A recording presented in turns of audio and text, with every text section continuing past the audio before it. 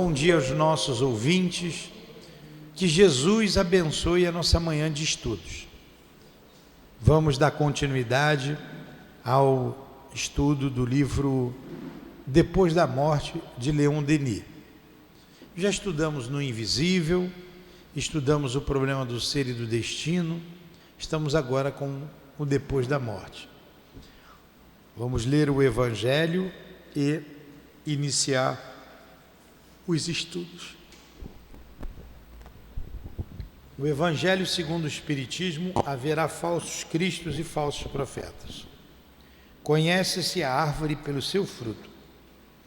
A árvore que produz maus frutos não é boa, e a árvore que produz bons frutos não é má, visto que cada árvore se conhece pelo seu próprio fruto. Não se colhem figos nos espinheiros, nem se cortam cachos de uvas nas sarças. O homem de bem tira boas coisas do bom tesouro de seu coração, porque a boca fala do que está cheio o coração. Lucas. Mestre Jesus, nos reunimos, nos unimos em Teu nome, em nome de Deus, em nossa casa de amor, para estudarmos a doutrina espírita. E hoje, as obras do nosso amigo querido Leon Denis. Permita que ele nos inspire de onde estiver, nos ajude na compreensão dos textos escritos por ele.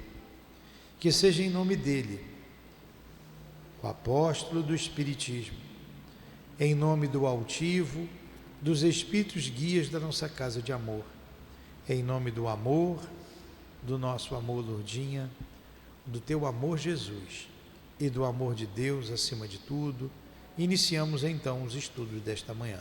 Que assim seja. Graças a Deus. Vamos lá então.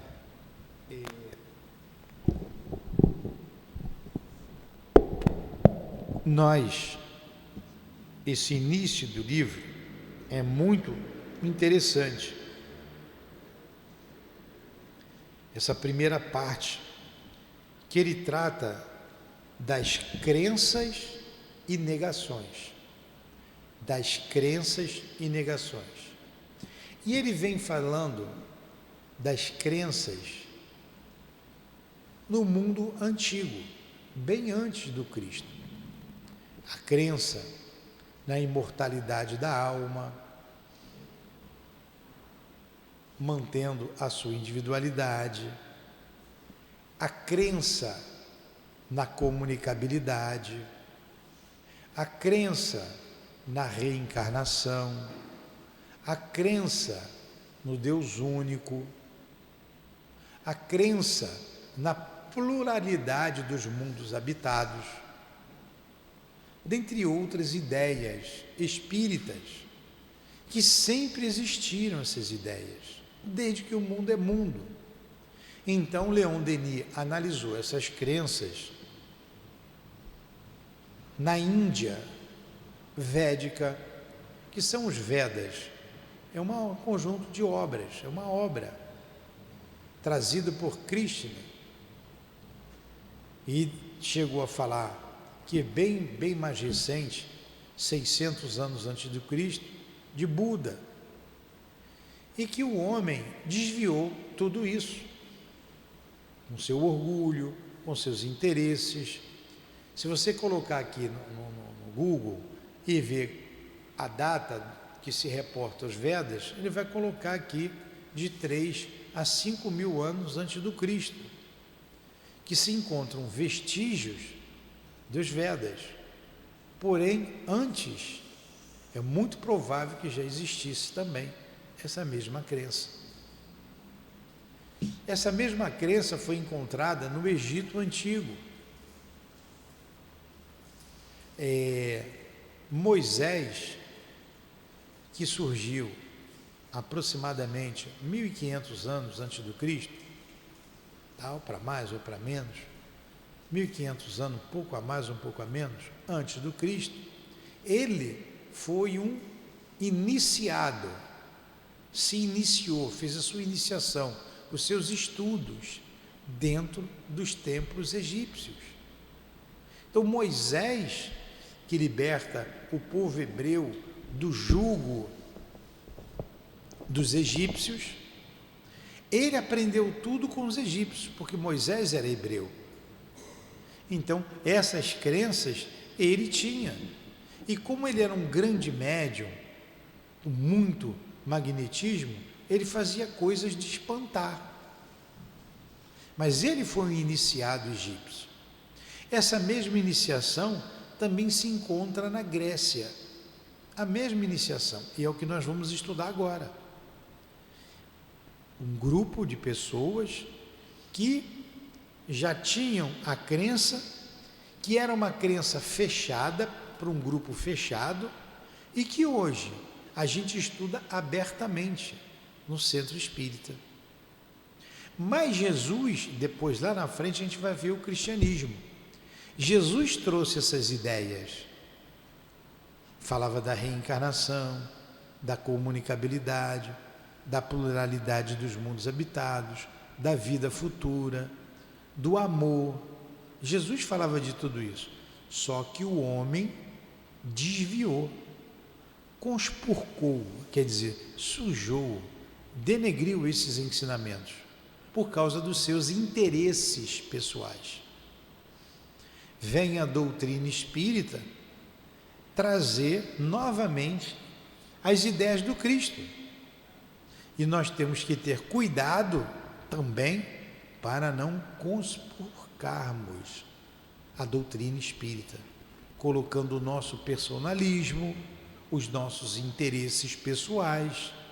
Por isso temos que estudar, para manter viva a pureza doutrinária, tá? E é o que a gente está fazendo aqui.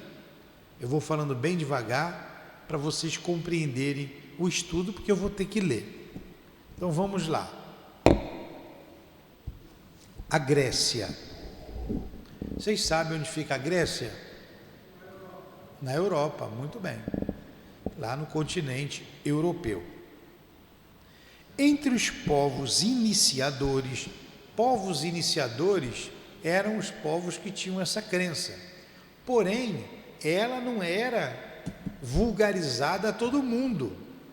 Eram grupos fechados, tá? Ela não era para todos, vulgarizada para todos, para todo o povão. Entre os povos iniciadores, não há nenhum outro cuja missão se manifeste com maior brilho do que a dos povos da Hélade.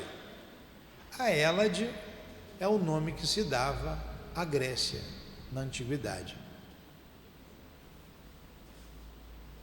A Grécia iniciou a Europa em todos os esplendores do belo. É da sua mão aberta que saiu a civilização e seu gênio. Há 20 séculos de distância, irradia ainda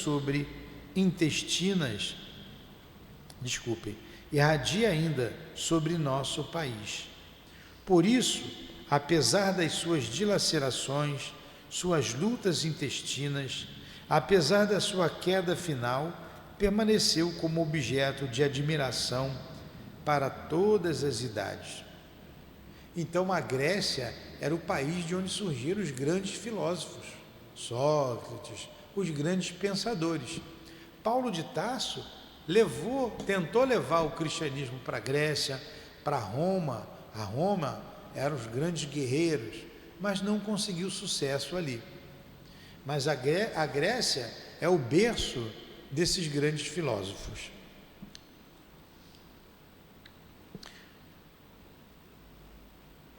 A Grécia soube traduzir em linguagem clara as belezas obscuras da sabedoria oriental.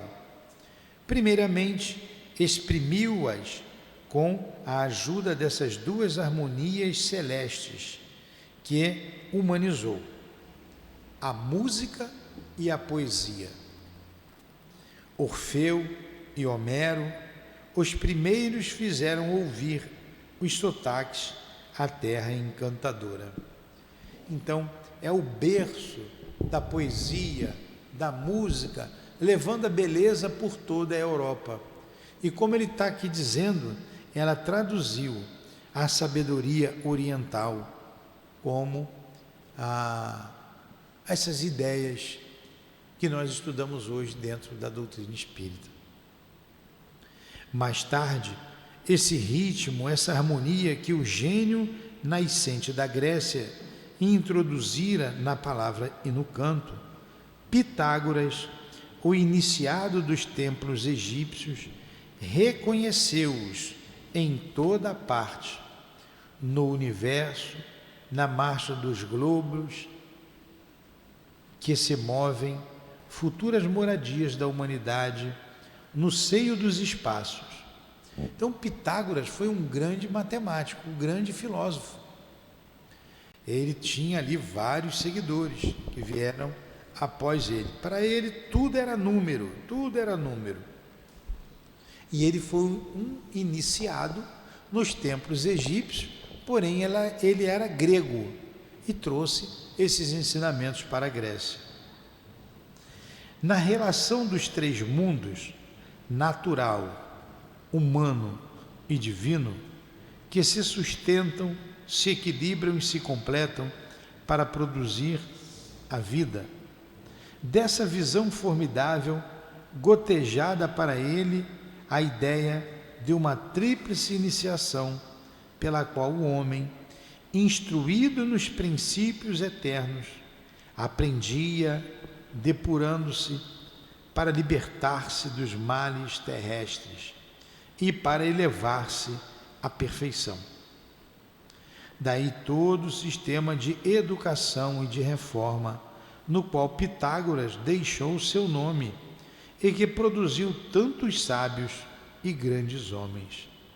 Enfim, Sócrates, Platão, popularizando os mesmos princípios, estendendo-os num círculo mais vasto, inauguraram o reino da ciência aberta, vindo a substituir o ensino secreto.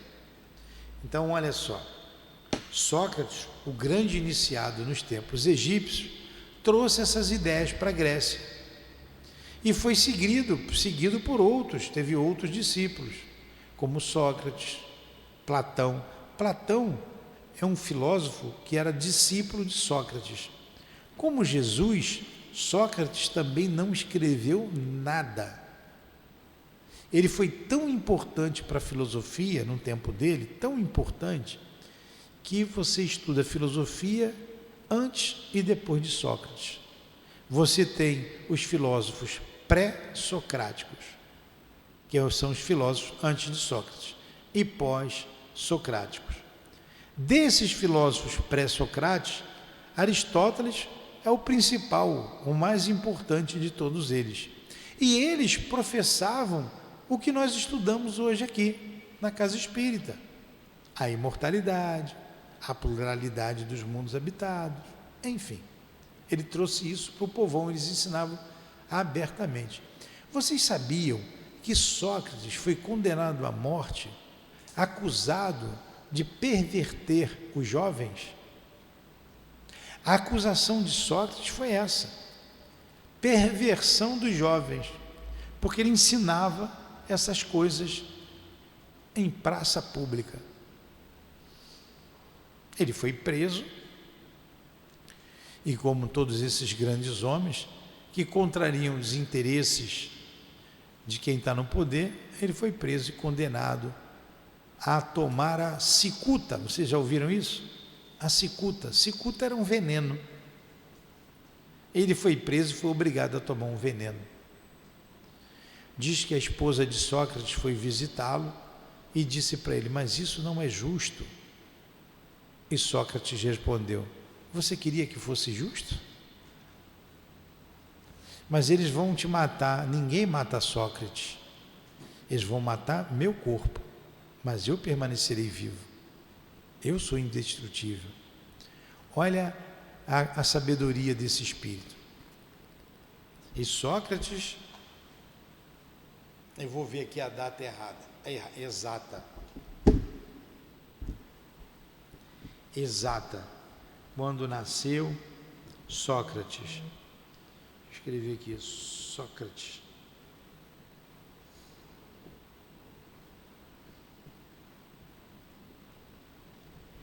Ele faleceu 15 de fevereiro de 399 a.C. Então vamos botar aí um pouco mais, uns 450 anos antes do Cristo, quando ele nasceu.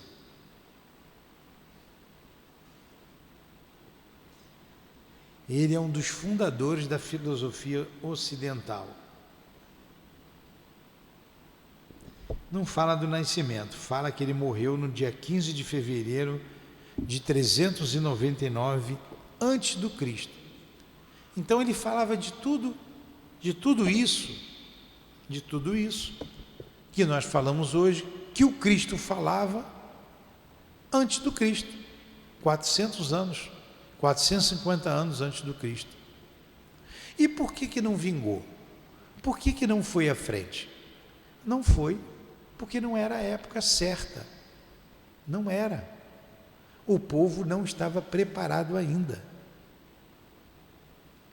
Mas ele foi um dos enviados do Cristo. E quando Jesus vem,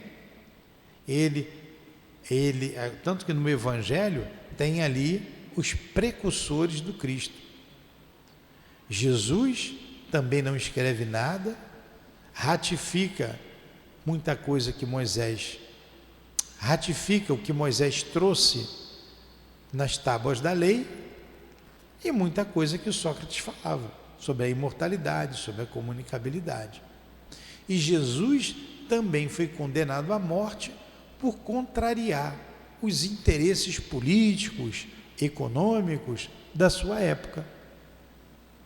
Sempre nas guerras, nessas confusões, nesses conflitos, há sempre um interesse econômico. Sempre. Mesmo por trás do interesse político, há o interesse econômico. Está todo mundo de olho nas riquezas do Brasil. Com tanto ladrão que a gente tem aqui e teve, o Brasil ainda não quebrou. Por quê?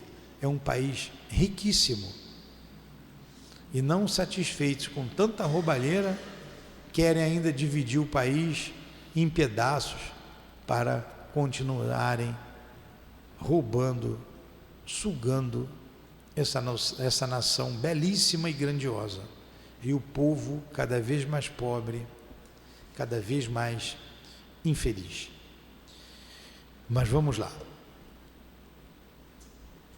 O papel da Grécia na história do desenvolvimento do pensamento. Assim foi o papel da Grécia na história do desenvolvimento do pensamento. Quer dizer, olha só, a história do desenvolvimento do pensamento.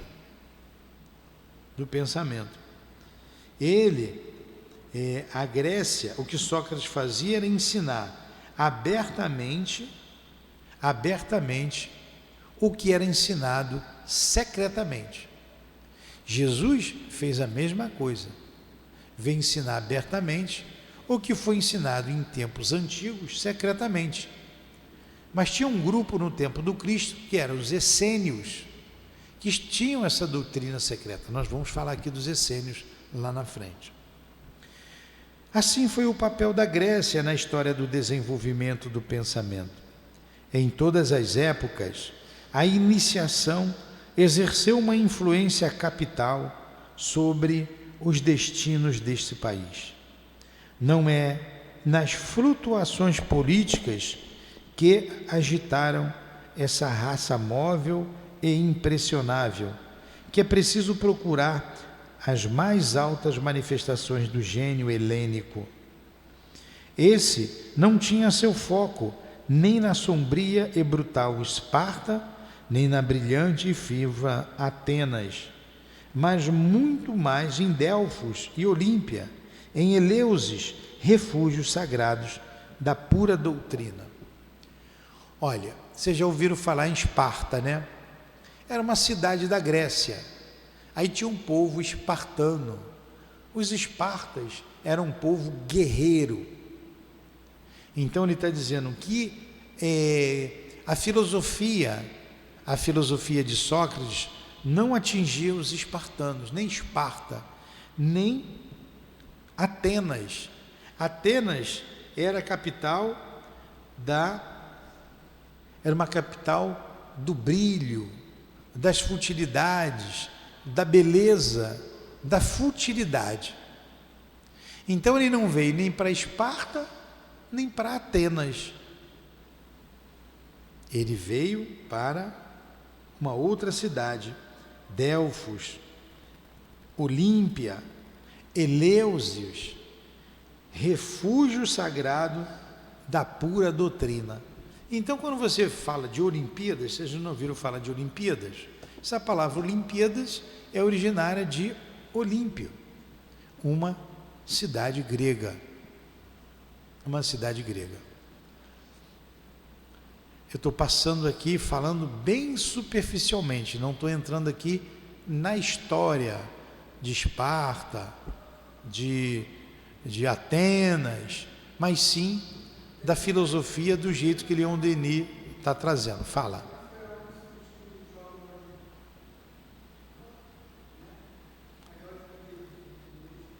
Fala de novo, eu não entendi o que ele disse.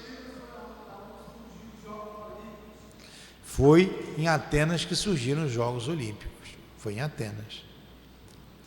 Tudo bem até aí? Está difícil o que eu estou lendo? Não, está interessante? Tá, né? A gente vai aprendendo, né? Muita coisa que a gente não sabe. Ele aí se revelava, ele o ensino secreto, em todo o seu poder pela celebração dos mistérios. Ali, pensadores, poetas, artistas vinham recolher o ensino oculto que traziam em seguida a multidão em imagens vivas e em versos inflamados. Acima das cidades turbulentas, sempre prontas a se dilacerarem, acima das forças mutantes da política, passando alternadamente da aristocracia à democracia e ao reino dos tiranos, um poder supremo dominava a Grécia, o tribunal dos Anfiction, que se situava em Delfos e se compunha dos iniciados de grau superior. Só ele salvou a Hélade nas horas de perigo, impondo silêncio às rivalidades de Esparta e de Atenas. Porque tinha uma grande rivalidade entre os guerreiros de Esparta e os estudiosos de Atenas. Vocês já ouviram isso, né?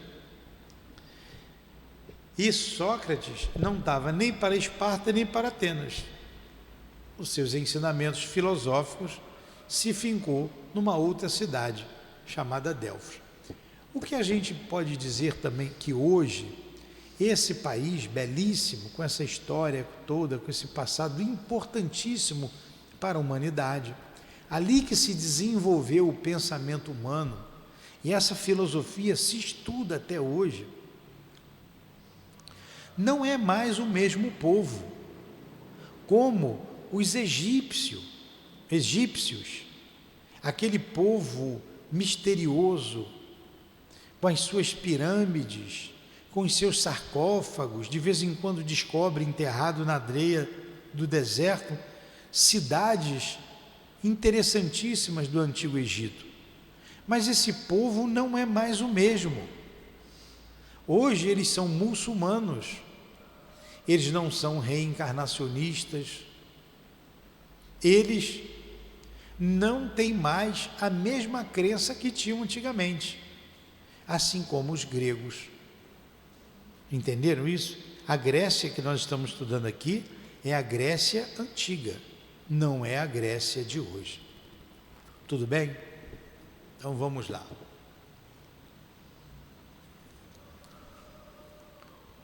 Ouve, dizia o Senhor ao neófito. Neófito era o iniciante. Por exemplo, vocês são neófitos na doutrina espírita. Estão aprendendo a doutrina espírita agora. A maioria de vocês. Posso dizer que são neófitos. A maioria. Então ele diz aqui, ouve. Já no tempo de Orfeu, os templos possuíam a ciência secreta. Ouve. Orfeu também foi um poeta, viu? Ouve, dizia o Senhor ao neófito. Ouve as verdades que é preciso calar à multidão e que fazem a força dos santuários. Deus é um. Deus é único. E naquela época a crença era politeísta. Poli, vários. Teísta vem de tel. Tel, Deus. Toda palavra tem uma origem. Origem grega, origem latina. A maioria das nossas palavras aqui em português é de origem latina. Mas temos muitas palavras de origem grega. Então, quando ele diz aqui, Deus único, antigamente era a ideia de vários deuses, era uma ideia politeísta. E aqui, 400 anos antes de Cristo, Sócrates traz a ideia do Deus único. Assim como Jesus veio falar do Deus único, tanto quanto Moisés no deserto. Moisés, há 1500 anos, falava de um Deus único para um povo politeísta. Então eles falavam para o povo. Vou ler de novo. Ouve, dizia o Senhor ao neófito, ouve as verdades que é preciso calar a multidão e que fazem a força dos santuários. Deus é único, Deus é um e sempre semelhante a si mesmo. Mas os deuses são inumeráveis e diversos, pois a divindade é eterna e infinita. As maiores são as almas dos astros e etc. Então ele diz que Deus é um só, o Deus Criador Todo-Poderoso é único. Agora, os deuses, na verdade, são os espíritos, as almas dos homens que já morreram, que eram os deuses que eles acreditavam. Tu entraste com o coração puro no seio dos mistérios. A hora solene chegou em que vou fazer-te penetrar nas fontes da vida e da luz. Aqueles que não levantaram o véu denso que esconde aos olhos dos homens as maravilhas invisíveis, não se tornaram filhos dos deuses. Aos místicos e aos iniciados, vinde regozijar-vos, vós que sofrestes, vinde repousar, vós que lutastes pelo vosso sofrimento passado, pelo esforço que vos conduz, vós vencereis, e se acreditardes nas divinas palavras, vós já tereis vencido, pois após o longo circuito das existências tenebrosas, está falando da reencarnação, saireis enfim do círculo doloroso das gerações e vos encontrareis todos como uma só alma na luz de Dionísio. Dionísio, segundo Pitágoras, Dionísio e Apolo, são duas revelações do Verbo de Deus que se manifestaram eternamente no mundo. Então ele está trazendo conceitos aqui, eu sei que está uma linguagem um pouco difícil, por isso que eu paro para explicar. Tá, pode fazer.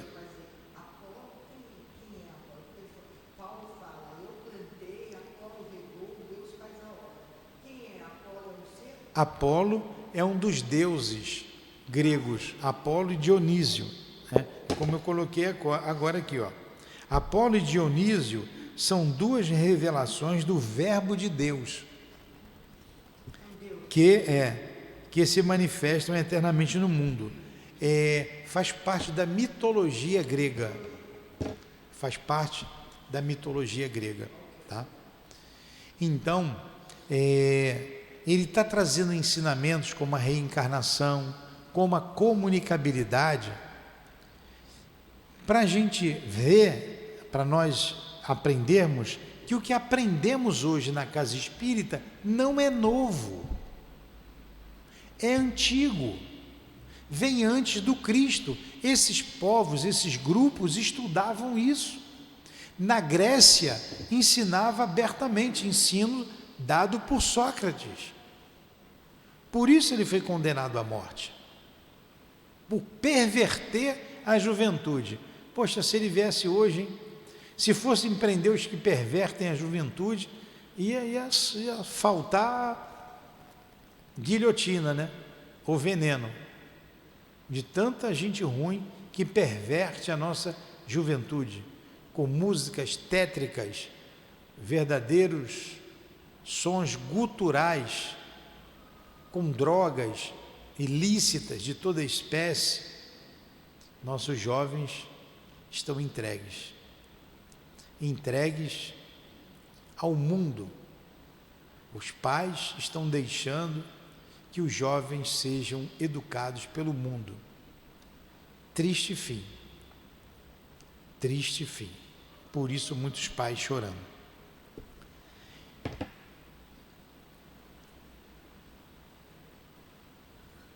Amai, pois tudo ama. Porém, amai a luz e não as trevas. Lembrai-vos do objetivo durante a viagem da vida. Quando as almas retornam para a luz, trazem como manchas hediondas sobre seu corpo etéreo todas as falhas de sua vida.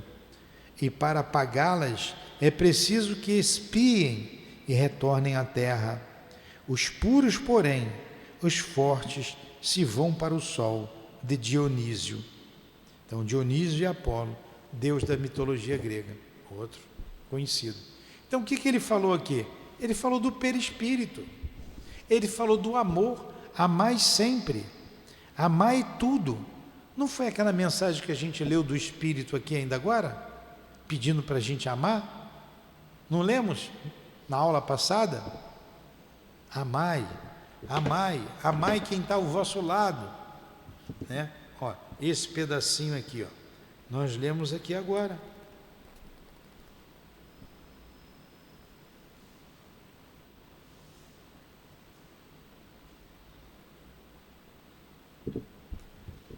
Ó, a mensagem dada aqui na casa.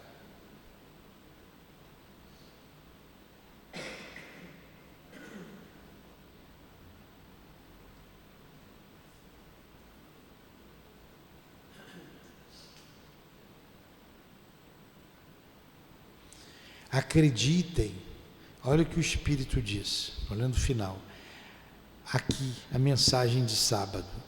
Acreditem, tenham fé, existe um pai, um filho, existe amor.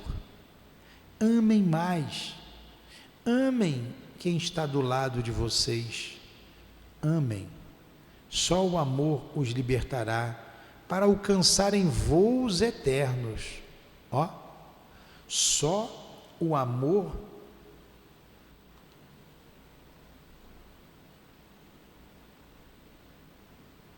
os libertará para alcançarem voos eternos.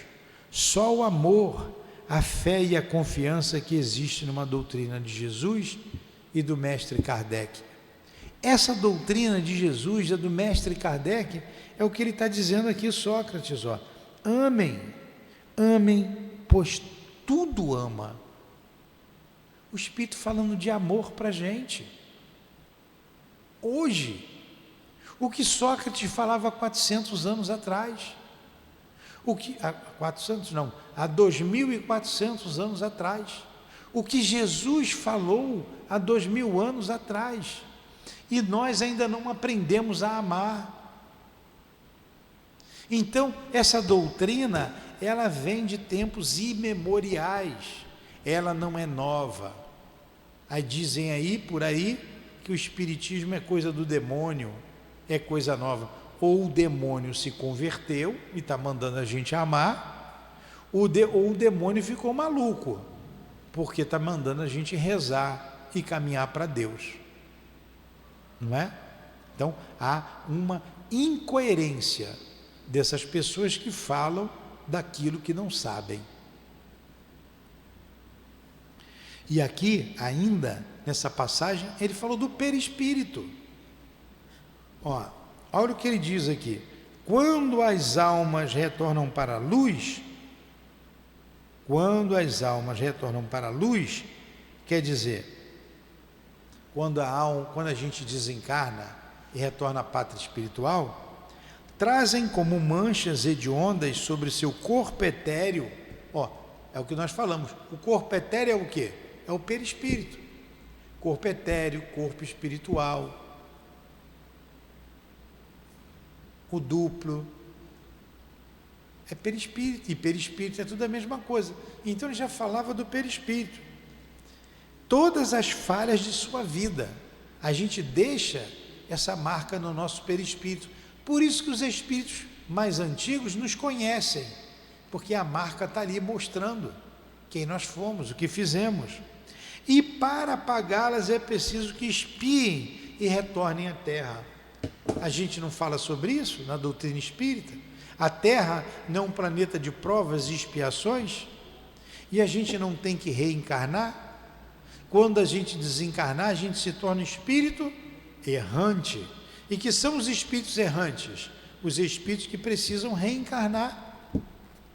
Só não precisa mais reencarnar os espíritos puros. Nós estudamos isso aqui. E é o que ele está falando aqui, lá na Grécia Antiga. Olha como ele termina esse parágrafo. Os puros, porém, os fortes, se vão para o sol de Dionísio. Esses vão para Deus. Esses não precisam mais reencarnar. Não é isso que a gente diz? Somente os puros espíritos que não precisam mais reencarnar? Pois é. Está aqui, na doutrina antiga, da Grécia Antiga. O que professamos hoje, o que estudamos hoje, o que mostra o pouco que nós aprendemos, o pouco que nós caminhamos moralmente, porque ainda não sabemos amar. A Terra é um planeta de dor porque falta amor. Falta amor. A comunidade é um problema complexo porque falta amor em quem mora lá e falta amor em quem está no poder que permite ainda ter uma comunidade com tanta desgraça. Fala. O amor verdadeiro, o amor puro, é muito difícil, ninguém tem. O nosso amor é misturado com as nossas imperfeições. Com as nossas paixões. Nossas paixões, ciúme, isso, aquilo, misturado com amor, você não sabe direito também. É por isso que nós somos espíritos imperfeitos. Somente os espíritos superiores e os espíritos puros compreendem esse amor. Mais abaixo, eles têm falhas ainda, têm dificuldades, como nós temos. Vamos lá.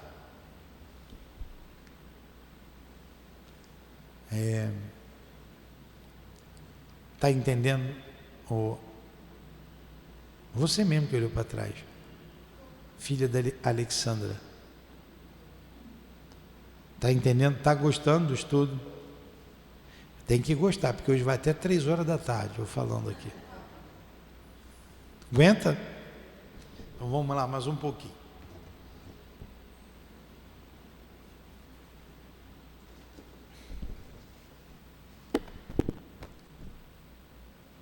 Olha, eu vou parar aqui. Foram 45 minutos de estudos. Aí ele vai começar uma nova ideia, que semana que vem a gente parte daqui. Uma imponente figura domina o grupo dos filósofos. Aí a gente continua daqui. Tá vendo? Viram como é bom estudar? E é rápido, um tempo de aula, 45 minutos, 50 minutos. E muitos de vocês hoje, se prestaram atenção, aprenderam coisas que nunca viram na vida, não é?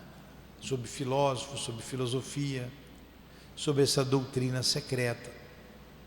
Vamos rezar? Alguma pergunta?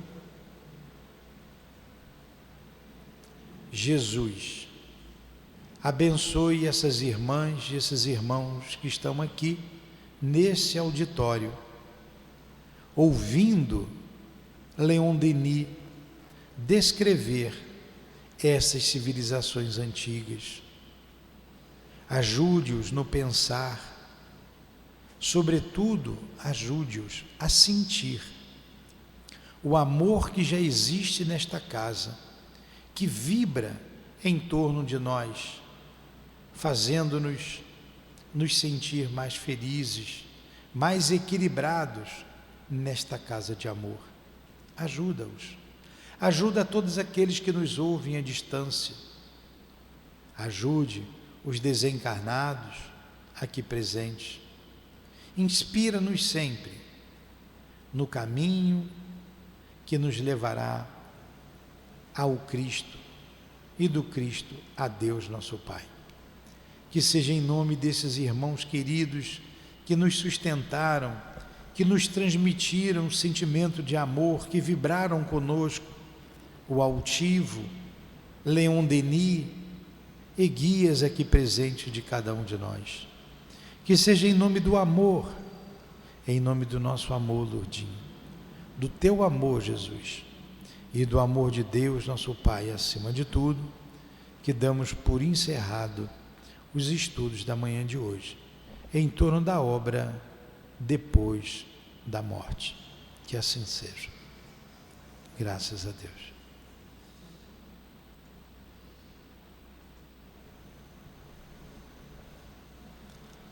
CEAP, Centro Espírita Altivo Panfiro. Uma casa de amor. Muito bem.